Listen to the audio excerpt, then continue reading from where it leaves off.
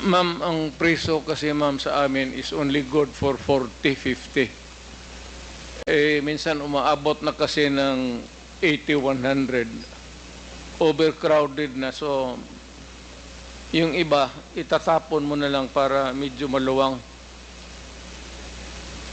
Well, excuse me sa mga audience, no? Siguro may kakampi dito si Mr. Duterte.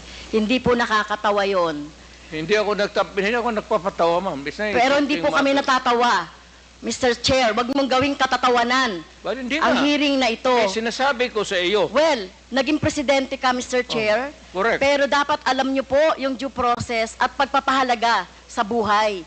Hindi yung ganyan. Sino bang may kasalanan? Bakit po congested ang ating mga kulungan? 'Di ba? Bakit po sinasabi ninyo hanap buhay ng ibang mga tao yung droga? 'Di ba dapat obligasyon ng pamahalaan na i-provide ng pagkakataon, oportunidad para sa employment ang mga tao para hindi po na sa droga na katulad ng sinasabi ninyo, no, mga dahilan. Pero ito po, no, wag niyo pong gawing katatawanan. Kung totoo po yung sinasabi niyo, name names. Sino po yung tinapon niyo sa sa dagat? Nakita pa po ba yan ng kamag-anak niya? Ito katulad po ng mga biktima ng ating droga, ng biktima ng EJK dito. Wala man, Davao man ako assign, ma'am. Hindi po, Hindi ito man katulad dito? nito, katulad niyan. Sinabi po Mr. Chair ng ating ni Mr. Duterte na pag may nahuli siya na sangkot sa droga o malalaking fish, tinatapon niya. So ganun na po ba ka-cheap?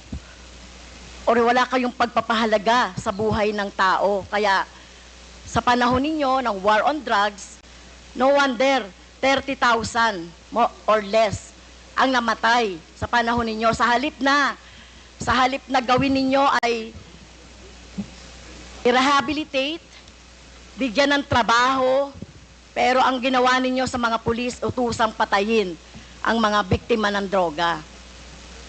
Tama po ba yun, Mr. Wala Chair? kasi akong trabaho maibigay sa kanila, ma'am, hanggang ngayon. It remains to be a problem. What you're mounting is still the same problem that we have had for all these years. Hanggang ngayon, nandiyan pa rin yung droga. Hindi yun matatapos. Hanap buhay nga.